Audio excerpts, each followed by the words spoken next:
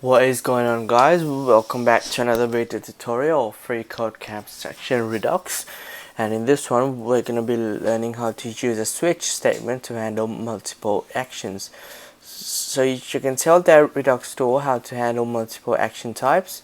Say you're managing user authentication in your Redux store and you want to have a state representation for when users are logged in and they are logged out.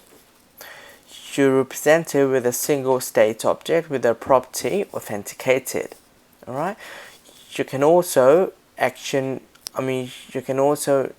you also need action creators that create actions corresponding to user actions and user logouts, along with the action objects themselves. So in order to illustrate this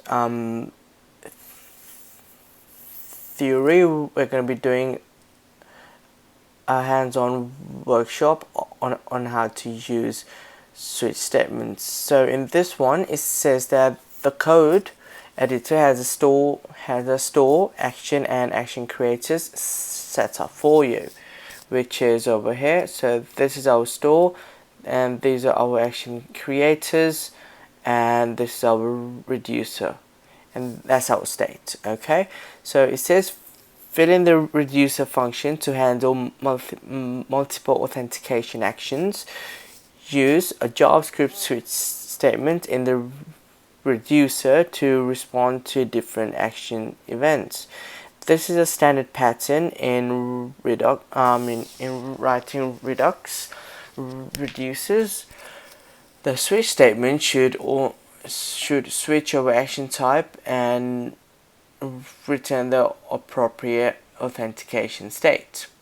So it also says that at this point, don't worry about state immutability,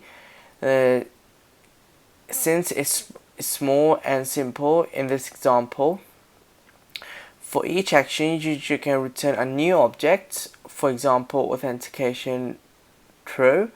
Also, don't forget to write a default case in your switch statement that returns the current state. This is important because once your app has multiple reducers, they are all run. They are all run at the same anytime an action dispatch is made, even when the action isn't related to the reducer. In such a case, you want to make sure that you return the current state. Alright, so in this one we're going to be using switch statements. So I'm going to define that switch, and what's our switch's condition expression going to be action.type. Alright, why? Because we need to decide what to do based on the type of action. So if it's login or log out, etc., we need to change the state property of authentication to either true or false. Alright, so I would say if the condition is if the action type is login, then what do we want to do? Return and then authenticated is equal to true. Alright, that one's done. Yep.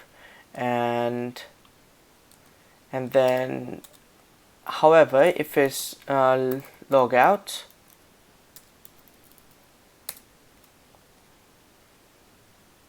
then what do we want to do? Return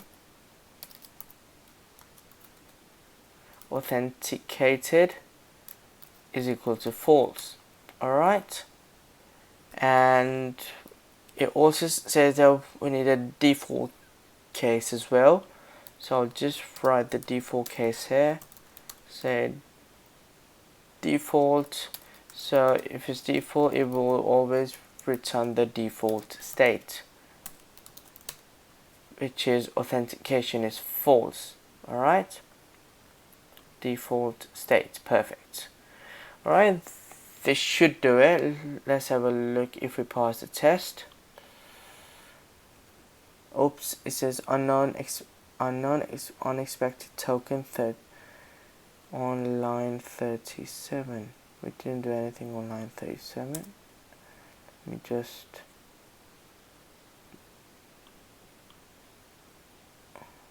right.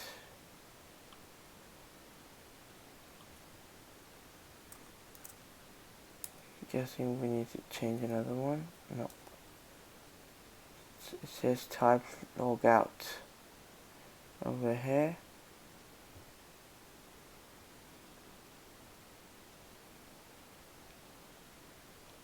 Right, and default is that.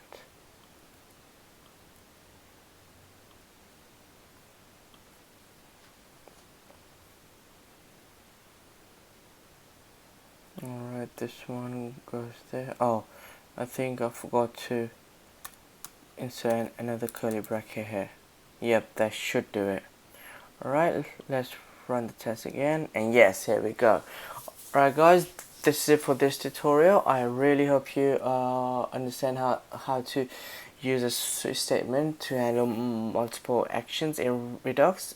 If you have got any questions, feel free to comment below, and I'll make sure I'll get back to you as soon as possible. Until the next video, keep on practicing this new concept, and I'll see you then.